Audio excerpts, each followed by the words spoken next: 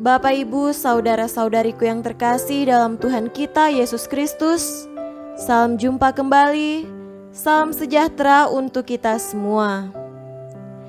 Berkat dan cinta kasih Allah yang Maha Kuasa senantiasa melimpah di dalam hidup kita. Marilah kita mendengarkan dan merenungkan bacaan-bacaan kitab suci hari Minggu 21 Juni 2020. Bacaan pertama dari kitab Yeremia pasal 20 ayat 10 sampai 13. Aku telah mendengar bisikan banyak orang. Kegentaran datang dari segala jurusan. Adukanlah dia, kita mau mengadukan dia. Semua orang sahabat karibku mengintai apakah aku tersandung jatuh. Barangkali ia membiarkan dirinya dibujuk sehingga kita dapat mengalahkan dia dan dapat melakukan pembalasan kita terhadap dia. Tetapi Tuhan menyertai aku seperti pahlawan yang gagah, sebab itu orang-orang yang mengejar aku akan tersandung jatuh dan mereka tidak dapat berbuat apa-apa. Mereka akan menjadi malu sekali sebab mereka tidak berhasil, suatu noda yang selama-lamanya tidak terlupakan.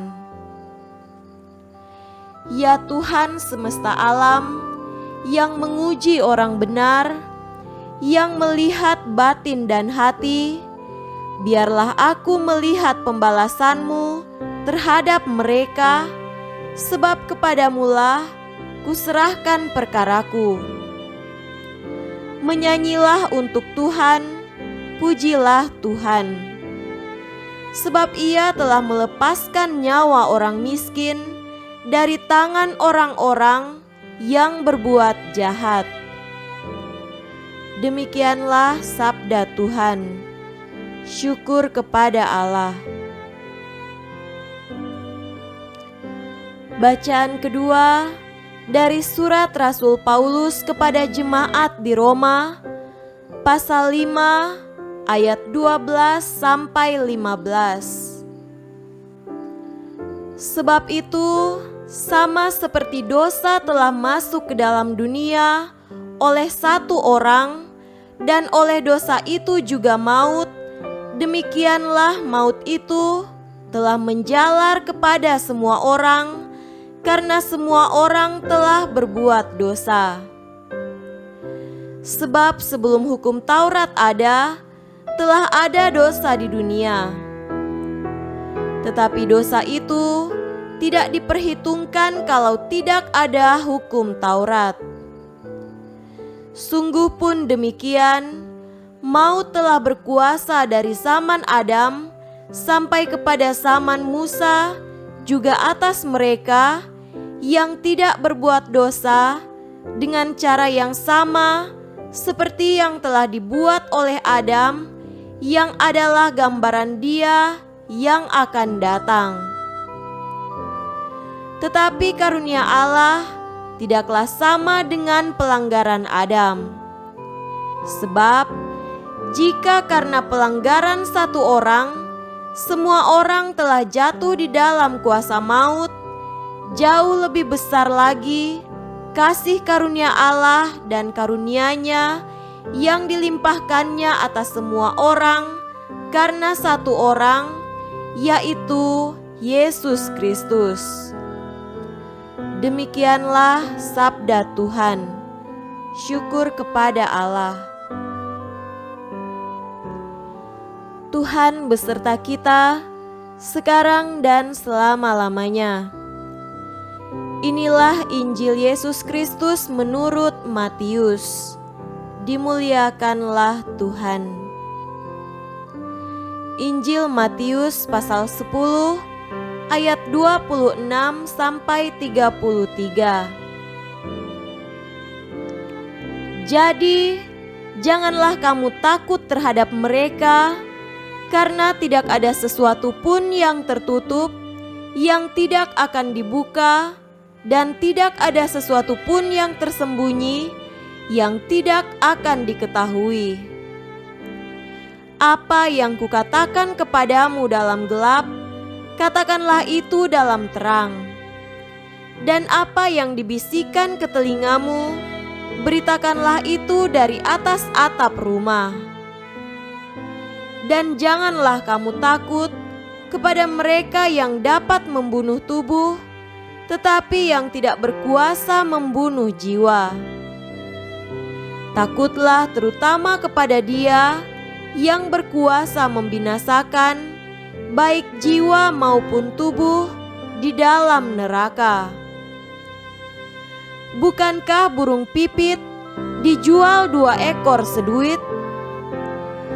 Namun seekor pun daripadanya tidak akan jatuh ke bumi di luar kehendak Bapamu. Dan kamu, rambut kepalamu pun terhitung semuanya.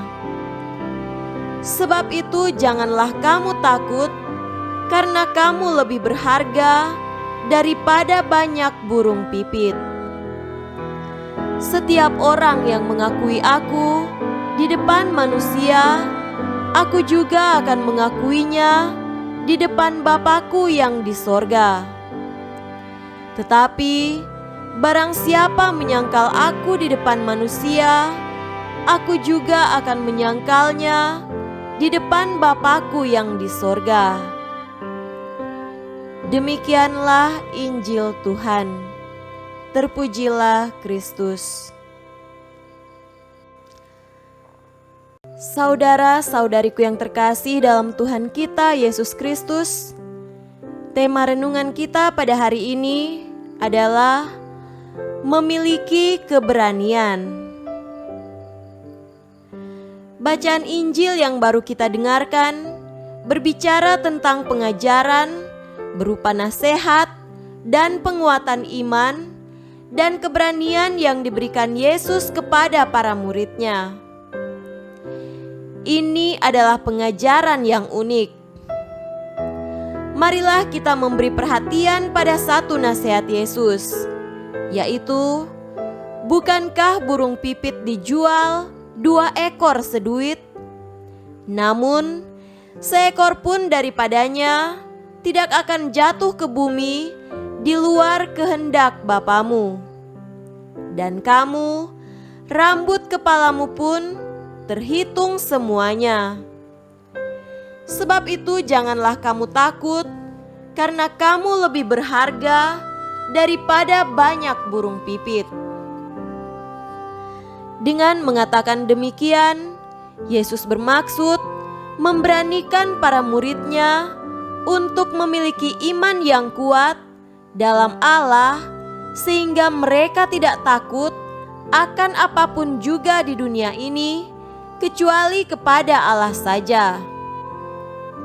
Yesus berkata, "Dan janganlah kamu takut kepada mereka yang dapat membunuh tubuh, tetapi yang tidak berkuasa membunuh jiwa. Takutlah terutama kepada Dia yang berkuasa membinasakan baik jiwa maupun tubuh di dalam neraka." Ada 2 hal penting yang dikatakan oleh Yesus. Yang pertama, janganlah takut kepada mereka yang dapat membunuh tubuh. Yang kedua, takutlah kepada Allah. Saudara-saudariku terkasih, bagaimana kita memahami nasihat Yesus agar para murid tidak takut? Tidak takut berarti tidak memiliki kekhawatiran terhadap suatu hal yang membahayakan hidupnya. Demikian seseorang dapat memiliki keberanian. Kata lain dari nasihat Yesus itu adalah, milikilah keberanian terhadap orang-orang yang dapat membunuh tubuh.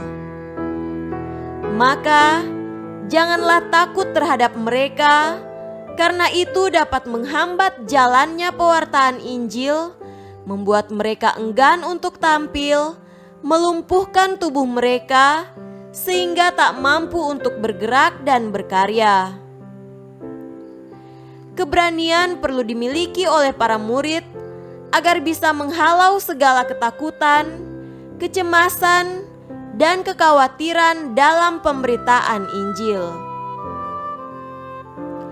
Perlu kita ketahui bahwa keberanian yang dimaksudkan di sini bukanlah keberanian untuk berkelahi, berperang, bertempur, mencari persoalan, dan mencipta masalah, atau malah merugikan orang lain, mengambil hak mereka, dan membuat mereka menderita. Keberanian di sini bukanlah untuk melakukan hal yang salah dan tidak berkenan di hadapan Allah dan sesama. Keberanian yang dimaksudkan di sini adalah keberanian untuk melakukan kebaikan, menunjukkan kebaikan hati, memberikan bantuan, bekerja keras, bahkan berkorban demi keselamatan banyak orang.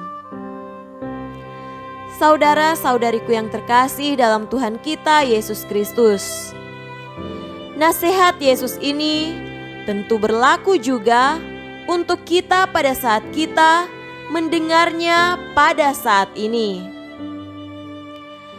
Yesus mengundang kita untuk memiliki keberanian yang sama, yakni keberanian untuk percaya kepadanya, suatu keberanian iman secara konkret dalam melakukan kebaikan. Keberanian yang serupa terdapat dalam kitab Yeremia. Yeremia memiliki keberanian besar menghadapi para musuh. Yeremia berupaya menyuarakan sabda Tuhan dan kehendaknya. Tetapi itu dibalas dengan kebencian dari para seteru. Namun, Yeremia adalah seorang yang setia. Ia percaya akan kuasa Allah pada saat ia berkata, "Tetapi Tuhan menyertai aku seperti pahlawan yang gagah, sebab itu orang-orang yang mengejar aku akan tersandung jatuh dan mereka tidak dapat berbuat apa-apa. Mereka akan menjadi malu sekali sebab mereka tidak berhasil, suatu noda yang selama-lamanya tidak terlupakan." Ini tentu adalah warta yang bermakna bagi kita semua.